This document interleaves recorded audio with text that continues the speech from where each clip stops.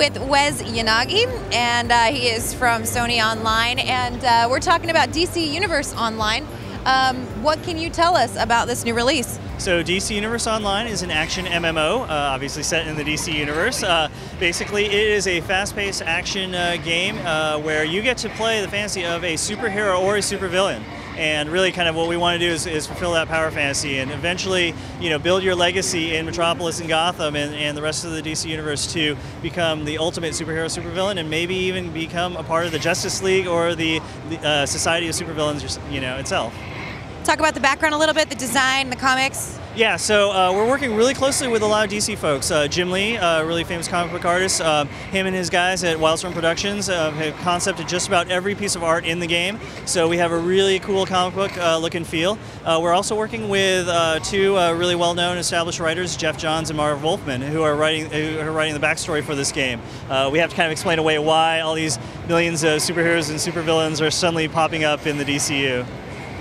Okay, when can we expect to see the release? We're still pre-alpha, so we got ways to go. We don't have an official release date yet, but we're marching towards it as fast as we can. Great, and if people want to look online to find out more information, where can they go? The best place is on myspace.com/DCUO. myspace.com/DCUO. Thanks so much for joining us today. Thank you. I'm sure Luther will be calling on you again.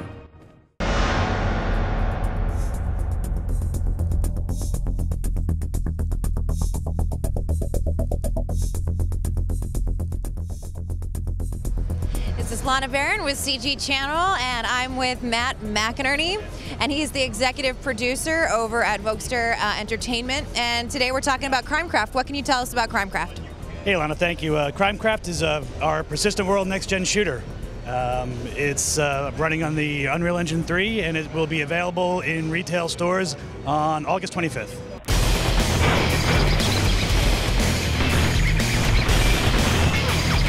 Crimecraft is, as we said, it's a shooter. It's taken in the third person. It's like many other shooting games, with the exception of we have a wrapper of a persistent world, which basically means that the game is on 24/7. Anytime you log on, there will be people on live, running around the big city. Right now, what Aaron's doing, he's in the gun store. He's buying a couple of weapons. We have an extensive crafting system which will allow you to add attachments and change colors and add different patterns to your weapon, your clothes, or any other items that you can purchase in the game. So as part of our game, we have an open class system, so it's not like you picked an engineer or you pick a sniper. You'll be able to mix and match different skills and abilities to build a character the way you want, to customize your experience. What we want to do for the audience is to create the context of a story. We don't want to provide so much lore like you'd see in a game like Lord of the Rings or Star Wars. We just have thousands and thousands of pages of text. We just want to provide a framework for the story. So it's based in a not too distant future. Economic collapse, world goes to hell, and what happens is it's just gang warfare on the streets. Think of it kind of like a new Old West. In the Old West, you had to go into town, check your guns at the door, and then go to the saloon and hang out. So that's kind of the approach we're taking on for our game. And if people want to check out the game online, is there someplace they can go? We start pre-orders on bestbuy.com starting June 4th. And where can they find information on the game? You can go to www.crimecraft.com. www.crimecraft.com. Thanks so much, Matt.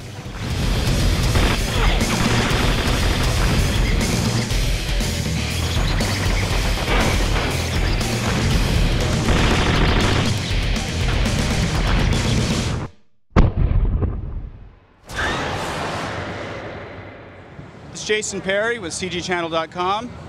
I'm here with Joe Mad, the creative director of Darksiders. How are you doing today? Doing great. What's the difference between development for comic books and video games? There are a couple of big differences. I think comic books are a little more personal. It's usually like just a couple of people involved. For me personally, it was just me with my music on, drawing all the time.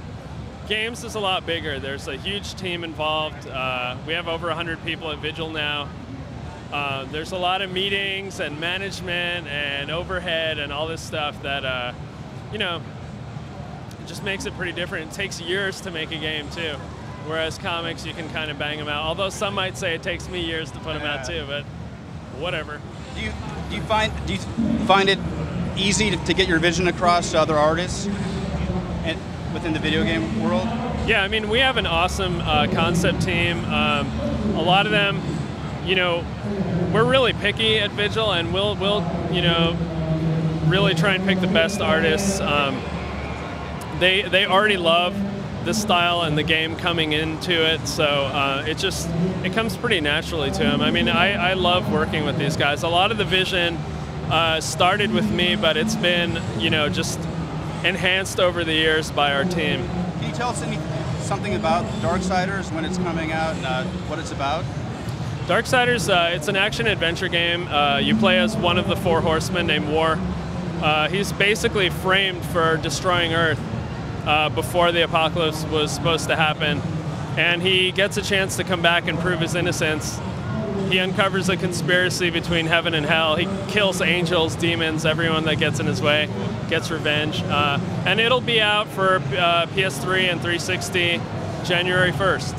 I read something online that it has aspects of an RPG. Is that true? It has some RPG elements in that the world is pretty explorable. You're never really locked out of an area. You can always go back, and as War grows in power, he can unlock new areas that he didn't have access to before. And that growth in power, I mean, they're not called hit points per se, but you get more life. You get weapon enhancements that you can attach to your weapons that change the properties of them. So you might like one better, that, you know, I might use something different. Certain creature types may react differently to certain enhancements. There's different guns in the game, and really War's skills get upgraded throughout the game as well. There's another set of armor that he gets. So, you know, there's that steady progression, which feels a little bit more like an RPG. Do you get to ride the horse in the game? You do, yep. Ruin is one of the coolest things. We haven't showed a lot about him. We are showing it here today, and he's not only useful for moving around faster through the large city area, but, you know, he can actually allow you to fight enemies that you wouldn't be able to handle on foot, like giant 100-foot worms and whatnot that erupt out of the ground and kill you.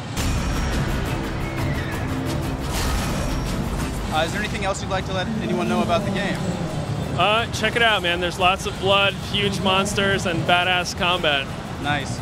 Well, that sounds like a recipe for some good times. This is Jason Perry with Joe Mad, the one and only, at E3 2009. Thank you very much. Thank you. Appreciate it. Thanks.